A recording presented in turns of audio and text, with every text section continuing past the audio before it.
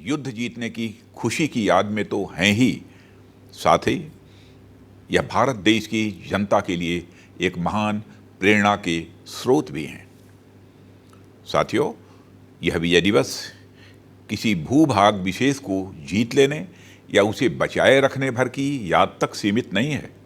यह दिवस देशों के बीच हुई गोलीबारी और बारूदी युद्ध में हमारी विजय की याद तक ही सीमित नहीं है, बल्कि यह दिवस हमारे देश के त्याग, बलिदान, साहस, समर्पण, शौर्य और संकल्प की महान परंपरा की एक महान कड़ी के रूप में दर्ज है। यह परंपरा इस देश की संस्कृति का एक अहम हिस्सा है, जो सदियों से लगातार चली आ रही है।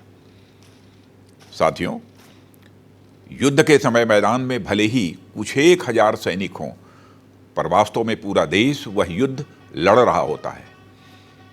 सभी देशवासियों की आशाएं, आकांक्षाएं और इच्छाएं एक साथ आकर अपने राष्ट्र की जीत पर ठहर जाती हैं।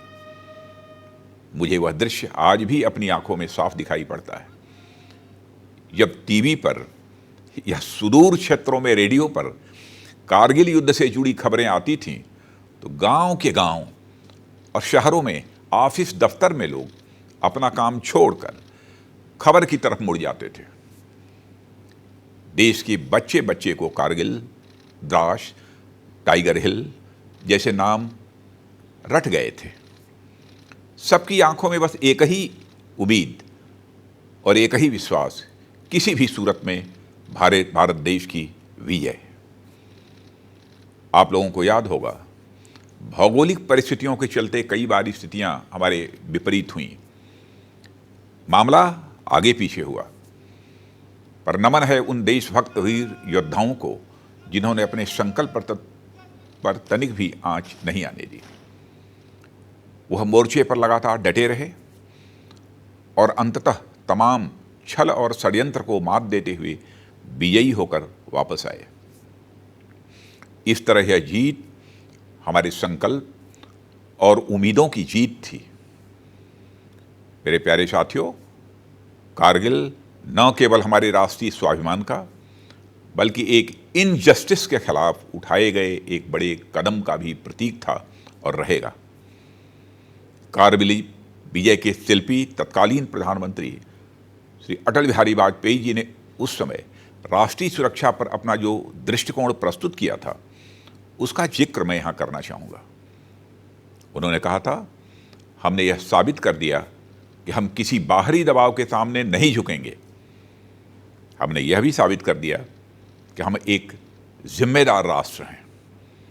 राष्ट्रीय सुरक्षा के दायरे में हम जो कुछ भी करते हैं, वह हमेशा आत्मरक्षा के लिए करते हैं, आक्रमण के लिए नहीं। और अगर दुश्मन देश में कभी हमारे ऊपर आक्रमण किया, तो हमने यह भी साबित कर दिया कि कारगिल की तरह हम उसे मुंहतोड़ जवाब भी देंगे।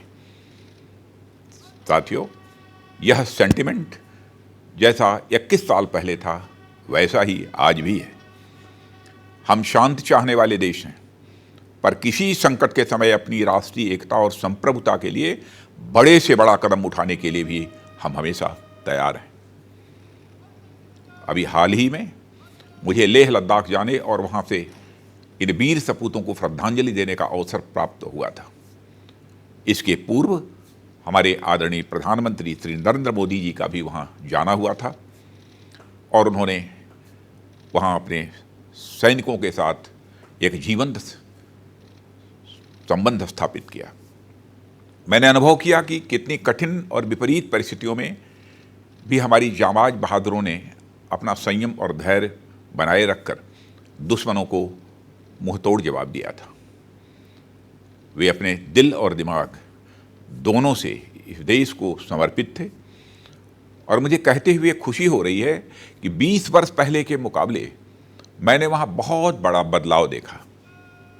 वह चाहे इक्विपमेंट प्रोफाइल हो, हाल ही में डिप्लॉयड गन्स हों या फिर एरियल एसेट्स हों, जो न केवल ट्रूप्स की बल्कि टैंक्स और बीएमपीज की भी स्पीडी मोबिलाइजेशन में सक्षम है।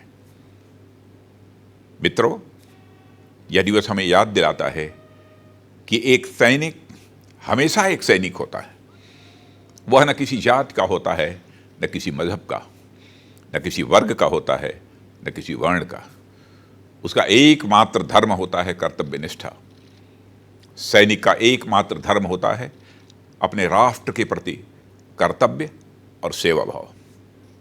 यह कहते हुए मुझे गर्व होता है कि हमारी आर्म्ड फोर्सेस की इसी कमिटमेंट के कारण हमारा देश एक सुरक्षित और गौरवपूर्ण जीवन जीता है।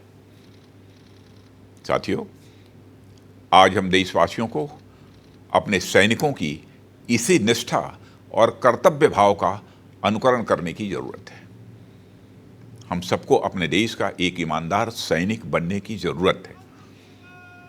देश की सीमा पर रहकर देश की सेवा करना एक सैनिक का धर्म तो है ही, साथ ही देश के अंदर रहकर भी देश के प्रति अपने कर्तव्यों का ईमानदारी से निर्वाह करना भी एक सैनिक धर्म ही है।